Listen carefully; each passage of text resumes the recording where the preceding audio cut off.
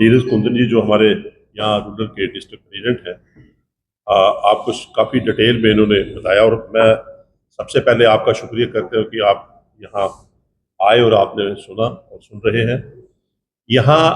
जो आज का जो प्रेस वार्ता है, प्रेस वार्ता में आज सबसे जो इम्पोर्टेंट है वो यही है कि छात्राओं की गूंज, जो जैसे बैनर आपने देखा छात्राओं की गूंज, आज आप देख रहे हैं कि पूरे देश के अंदर जो अभी नीट के पेपर हुए उसमें कोई 22 लाख के करीब जो बच्चे थे जो अपीयर थे नीट का पेपर देने के लिए। और उसका जब लीक हो गया पेपर तो 22 लाख बच्चे जो थे सारे पूरे के पूरे परेशान थे। और मैं यहाँ तक समझता हूँ कि ये जो छात्राओं की गूंज है ये खाली 22 लाख बच्चों की नहीं है, उनके पेरेंट्स की है। एक बच्चे को तैयारी जब तैयारी करनी होती है उसके साथ पूरी फैमिली उसके साथ इन्वॉल्व रहती है। तो मैं यहाँ तक समझता हूँ कि जैसे आपको पूरी डिटेल में नीरज जी ने आपको पूरा इसमें डिटेल में बता दिया कि पूरे देश के अंदर हमारी पार्टी, जैसे राहुल जी ने कोटा के अंदर उन स्टूडेंट्स ने उनको बुलाया था अपनी परेशानी बताने के लिए कि नीट का पेपर लीक और किस तरीके से यहाँ पर इस वक्त जो सरकार की जो कार्यकारिणी है उसके ऊपर प्रश्न चिन्ह था, उसके प्रति स्टूडेंट्स ने बताया। और उसी को लेकर आज पूरे देश के अंदर हर डिस्ट्रिक्ट के अंदर ये जो इसको अवेयरनेस कहते हैं हम कि अवेयरनेस है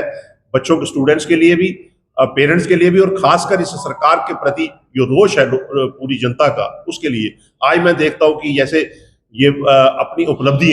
12 साल की सेलिब्रेशन करते हैं। 12 साल की अगर आप सेलिब्रेशन, तो आज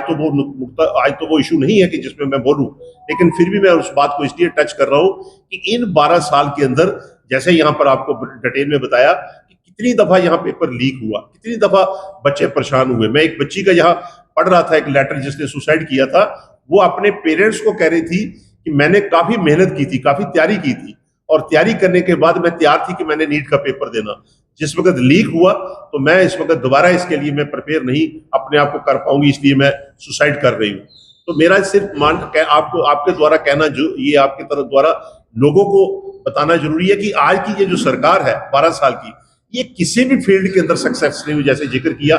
बेरोजगारी आप देखो दिन ब दिन बढ़ रही है, महंगाई दिन ब दिन बढ़ रही है, धार्मिक रिलीजियस सेंटिमेंट से ये सरकार बनी थी, धर्म के नाम पर इन्होंने वोट मांगे थे। आज आप देख लीजिए कि धर्म की किस तरीके से धज्जियां उड़ाई जा रही है और इनकी सरकार। और आज की डेट में मैं समझता हूँ इन 12 सालों के अंदर कहीं छोटा सा भी इंसिडेंट अपोजिशन इनकी नजरों में आएगा तो उसी वक्त ईडी और बाकी एजेंसियां लगा देते हैं। लेकिन आज देखिए, मंदिर बनाया, लोगों को कहा कि हम मंदिर बना रहे हैं, मंदिर के लिए चंदा लिया, नंबर के लिए मंदिर बनाने की उपलब्धियां आपने गिनी, लेकिन आज देखिए वहां पर क्या हालत है कि और कितना वहां पर जमीन खरीदने में हेरा फेरी, उसके बाद आज कितना घोटाला हुआ है। वहां पर कुछ लोग कह रहे हैं कि हमने इनको चांदी ईंटें दी थी 200 किलो, लेकिन वो भी काम हुई। मैं इन सब चीजों को छोड़ते हुए ये कहूंगा कि आज जो हमारा आपको बुलाने का और यही एक फैसला है पार्टी का कि हम हर डिस्ट्रिक्ट के अंदर अवेयर करवाएंगे, बच्चों को अवेयर करवाएंगे, पेरेंट्स को। और इस सरकार से एक ही डिमांड है कि जो धर्मेंद्र प्रधान है, जो एजुकेशन मिनिस्टर है, उनको अपनी गलती मानकर अपना रेजिग्नेशन सुपुर्द करना चाहिए। पहले भी कई दफा कहते हैं कि ऐसे इंसिडेंट होते थे तो जो सरकारें थी पहले अपने मिनिस्टर को निकाल देती थी, लेकिन आज बड़ी बदकिस्मती है कि जितने इंसिडेंट, जितनी यहाँ पर खराबी हो रही है, लेकिन उनको और आशीर्वाद मिलता है। इसी के लिए इसी के लिए चौक पे जाने के लिए, सड़कों पे उतरने के लिए, ये सारा एक पहले अवेयर करने के लिए, और उसके बाद अगला स्टेप जो होगा वो उस धर्मेंद्र प्रधान का जो रेजिग्नेशन डिमांड, जब तक वो नहीं देता तो इसके लिए लड़ाई जारी रहेगी।